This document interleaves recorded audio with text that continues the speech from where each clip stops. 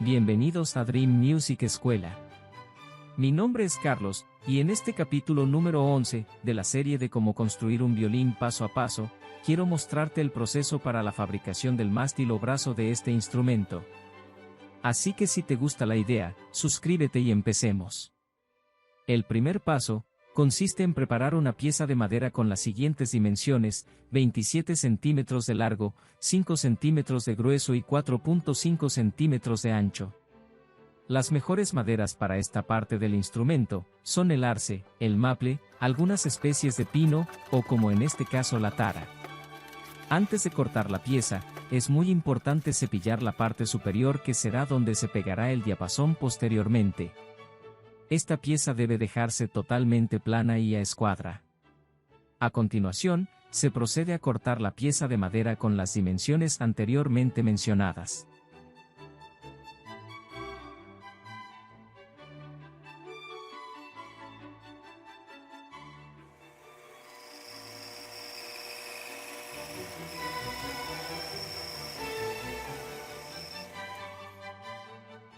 Realizada esta operación, se procede a trazar la forma del mástil por medio de la plantilla.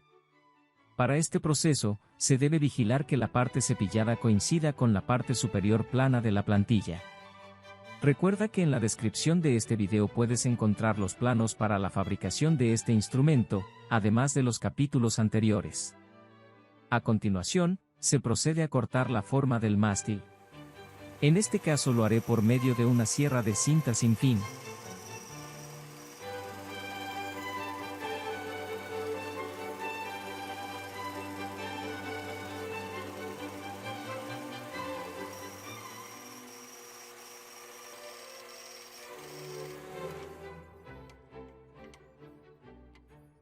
Realizada esta operación, el paso siguiente consiste en trazar una línea de simetría.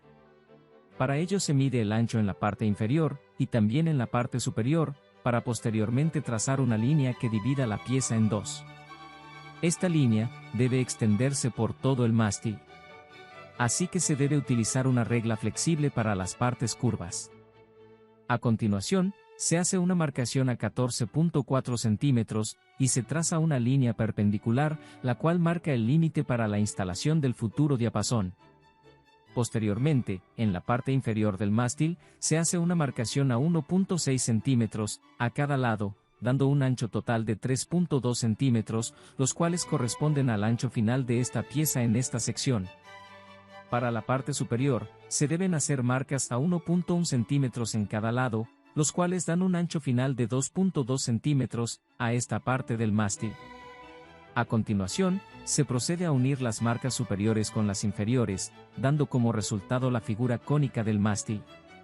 El paso siguiente corresponde a hacer una marcación a 8 milímetros a cada lado, justo debajo de la voluta.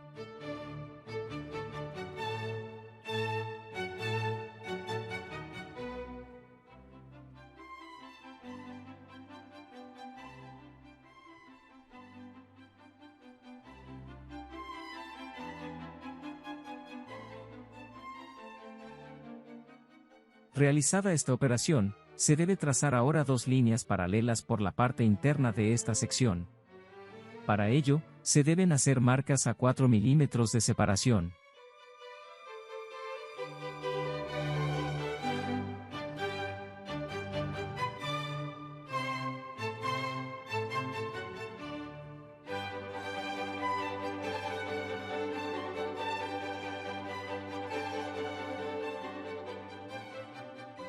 Finalmente, se traza una línea horizontal también con una separación de 4 milímetros, la cual cierra y da forma a la caja del clavijero.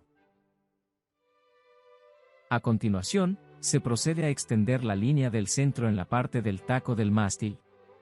Esta operación se debe hacer con una escuadra, para asegurar que la línea quede a 90 grados. Realizada esta operación, se procede a marcar 8 milímetros a cada lado, en la parte final del tacón del mástil.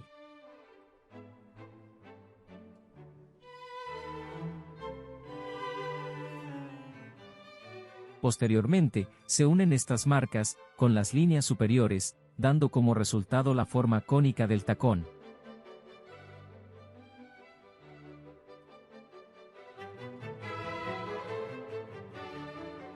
El siguiente paso, corresponde ahora, a extender la línea límite del diapasón, por medio de una escuadra.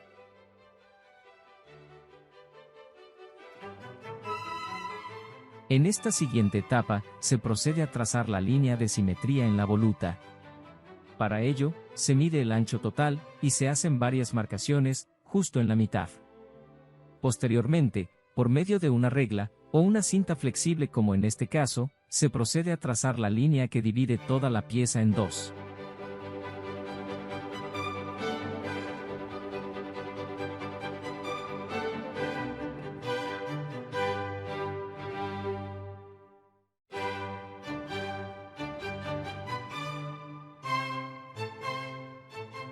A continuación, se procede a dar la forma redondeada en la parte trasera del mástil.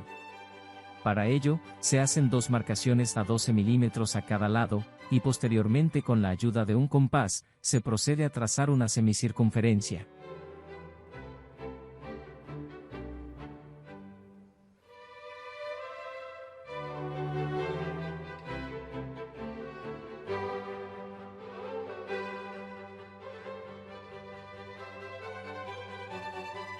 Realizada esta operación, se miden 7 centímetros desde el borde de la circunferencia anterior, y se hace una marcación. Este punto de referencia debe coincidir con el final de la voluta. Posteriormente, se hace una marcación a cada lado, a 9 milímetros, y se une con la circunferencia anterior.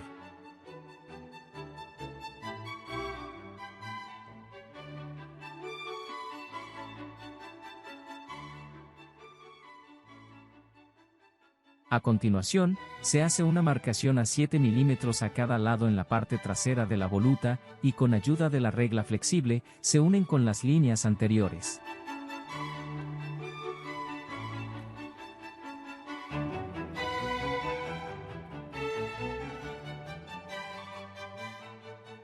Posteriormente, se hacen dos marcaciones más en la parte superior de la voluta. Estas marcas tienen una distancia de 5 milímetros en cada lado. Para finalizar esta sección, se hacen un par de marcaciones más en la parte central de la voluta. Estas marcas tienen una distancia de 12 milímetros en cada lado. Posteriormente, se unen a las anteriores, por medio de una regla flexible.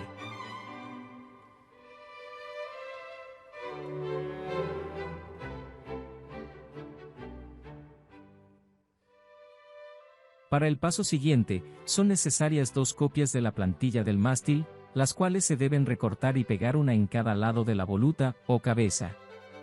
Esta tarea se hace, con el propósito de facilitar las marcas para el posterior tallado.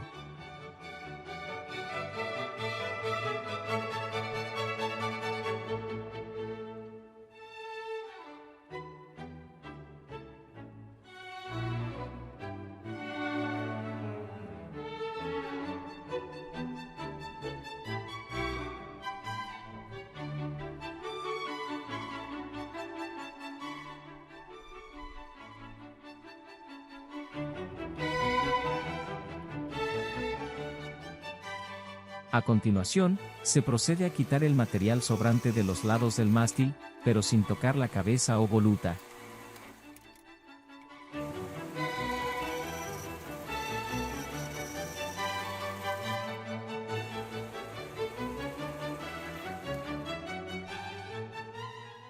Para empezar con la etapa del tallado, se sujeta la pieza en el banco de trabajo por medio de una prensa, y se procede a trabajar la parte trasera del clavijero. En este caso, se empieza quitando los excedentes con un formón plano, y posteriormente se rectifica por medio de diferentes limas, hasta dar la forma redondeada marcada con el lápiz.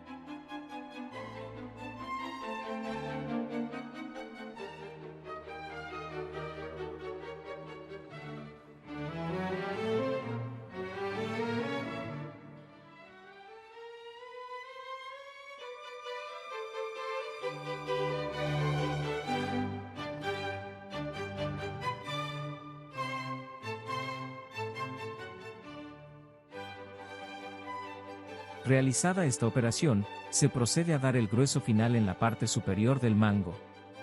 Para ello, se utiliza una escofina plana, y se empieza a desbastar hasta acercarse a los 15 milímetros de grosor. Posteriormente, se sigue desbastando con una lima mucho más fina, hasta llegar a los 13.2 milímetros de grosor en la parte superior.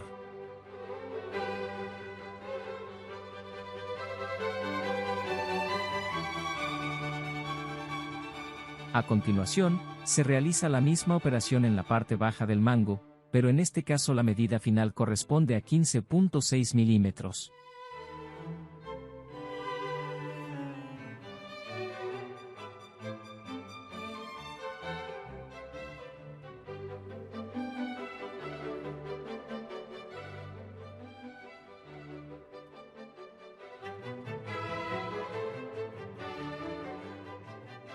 Posteriormente, se termina de redondear el resto del mango.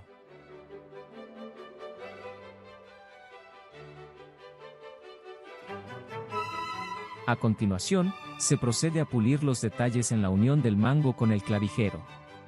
Para ello se utilizan diferentes limas de media caña, y también redondas.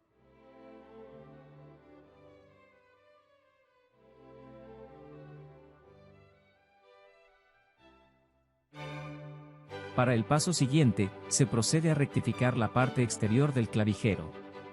Para ello se utiliza un formón plano, y se empieza a desbastar hasta llegar a las líneas marcadas, y dejar las dos caras totalmente planas. A continuación, se procede a trazar la forma redondeada del taco inferior del mástil. Para ello, el primer paso, corresponde en trasladar la línea de simetría a la parte superior del taco. Posteriormente y con ayuda del compás, se traza una circunferencia dejando 4 o 5 milímetros de margen, y con un radio de 8 milímetros. Estas medidas pueden cambiar a gusto y estilo de cada luthier. Finalmente se une con líneas rectas las partes faltantes de la pequeña circunferencia. Realizada esta operación, se procede a dar forma al taco. Para ello, se quita la mayor cantidad de material sobrante posible, haciendo diversos cortes por medio de una sierra. Posteriormente, se empieza a tallar y dar la forma, por medio de diferentes formones, gubias y limas.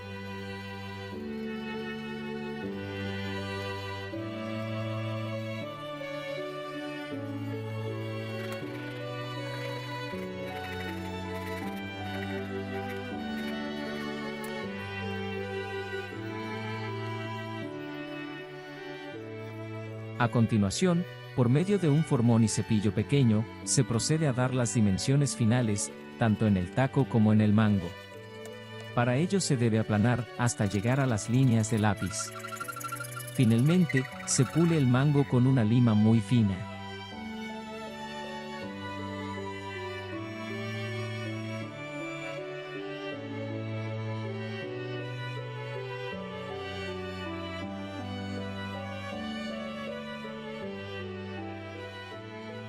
A continuación, se procede a tallar la cabeza o voluta. Para esta operación, el primer paso consiste en hacer muchos cortes cercanos a la primera espiral, y teniendo como límite de fondo la línea trasera.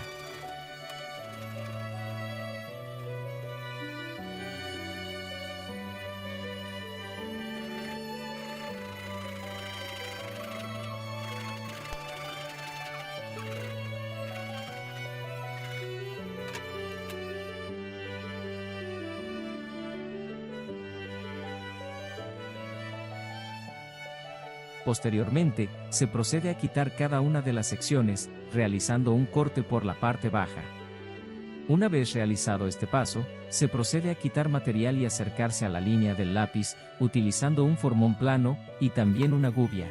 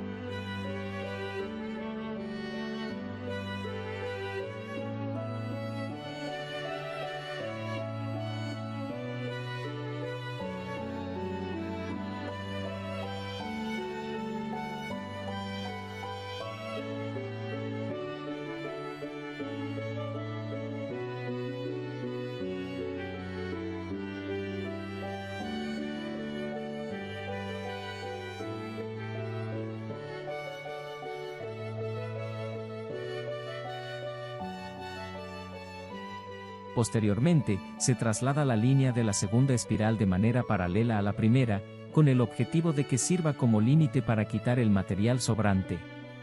De esta manera, se continúa con la misma técnica, hasta terminar todas las espirales de la voluta.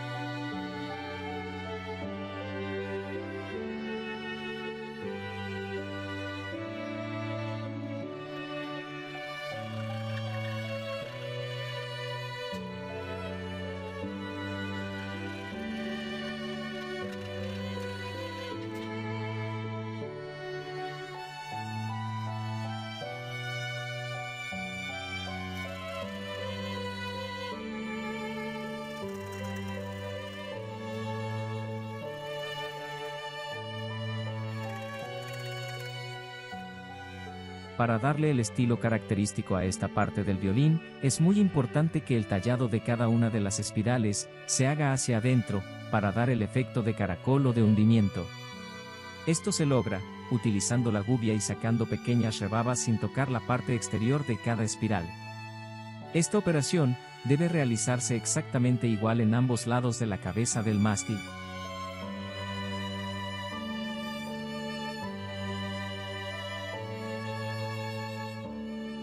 Terminada esta fase de la etapa de tallado, la voluta debe ir quedando de esta manera. A continuación, se procede a tallar la parte inferior del clavijero. Para ello, se debe quitar material ligeramente, para dar el efecto de 2 canales. Para que el talle tenga la máxima calidad posible, se debe respetar mucho la línea del centro, y también las de los extremos. Así que el primer paso será dibujar unas márgenes paralelas, con una distancia de entre 1 y 2 milímetros. Posteriormente, con la ayuda de pequeñas gubias y limas redondas, se procede a tallar la forma cóncava en cada uno de los lados. En esta sección, también se debe continuar con la misma técnica, hasta terminar toda la voluta.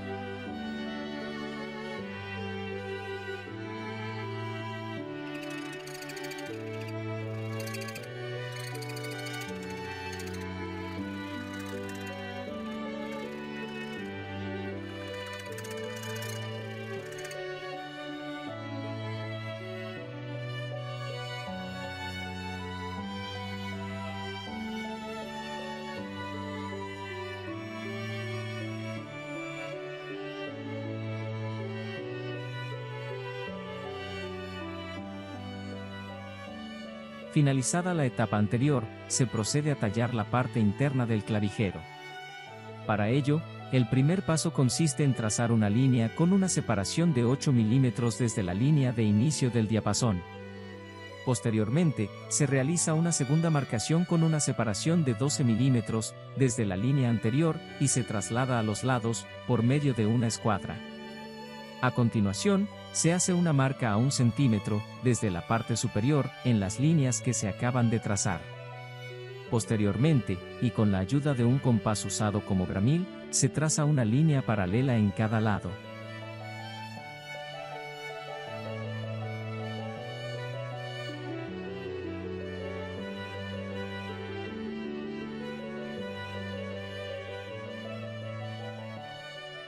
Realizado el paso anterior, se miden 5 centímetros en cada lado y se hace una marca más.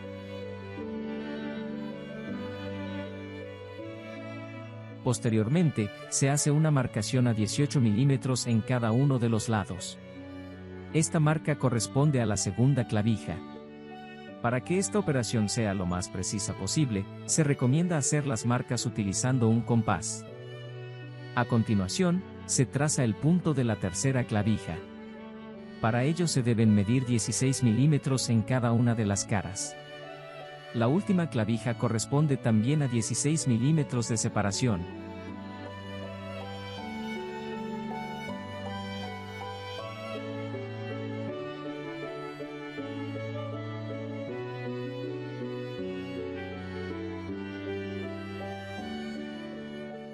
Posteriormente, se marca el centro en cada una de las marcas, por medio de un punzón.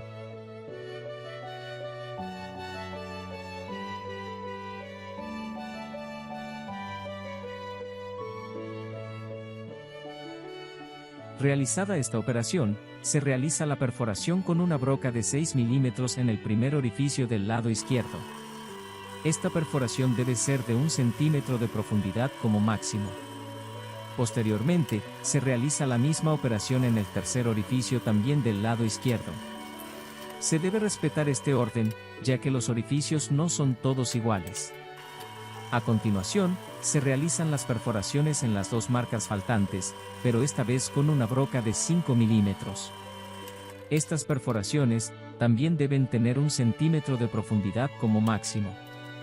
Terminada la parte izquierda, se procede a perforar ahora la primera marca del lado derecho con la broca de 5 milímetros. Posteriormente se hace lo mismo con la tercera marca. Las dos marcas restantes se perforan con la broca de 6 milímetros.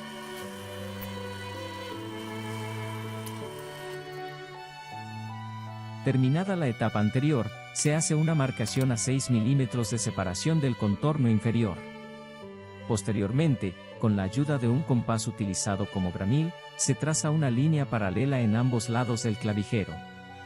Posteriormente, se hace una marcación a 5.5 centímetros desde el centro del primer orificio del lado izquierdo hasta el contorno superior. Esta marca sirve para delimitar el largo de la caja del clavijero. Posteriormente, se marca a 6.2 centímetros desde el centro del mismo orificio hasta el contorno inferior. Esta operación se realiza exactamente igual en el otro lado. Por último, desde la parte inferior del primer orificio del lado izquierdo, se hace una marca a 5 milímetros hacia el lado derecho, y se une con la línea superior, dando como resultado una línea oblicua o diagonal, que marca el segundo límite de la caja del clavijero. Esta operación también se realiza exactamente igual en la otra cara del clavijero.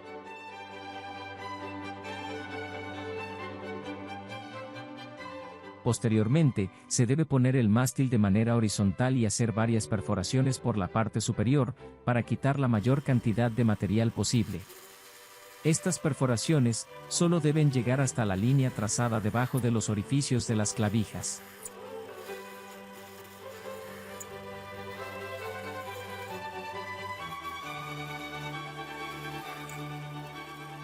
A continuación, se procede a realizar el vaciado de la caja del clavijero. Para ello se quitan los sobrantes por medio de diferentes formones hasta llegar a las líneas de margen.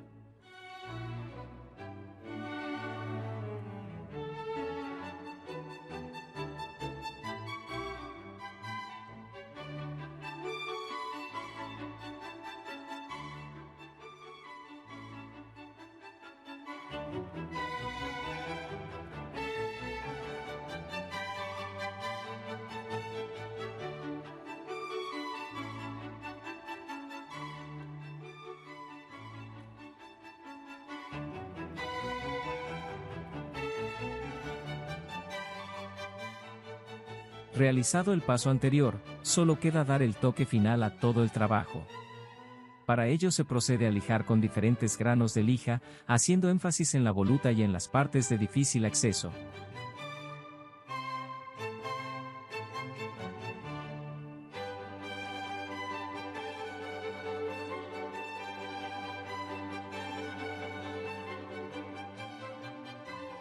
Para dar un acabado excepcional, se debe lijar todas las aristas o filos de la voluta, con el objetivo de dar un terminado ya sea redondeado o un poco aplanado. Esto es muy característico en esta parte de este tipo de instrumentos.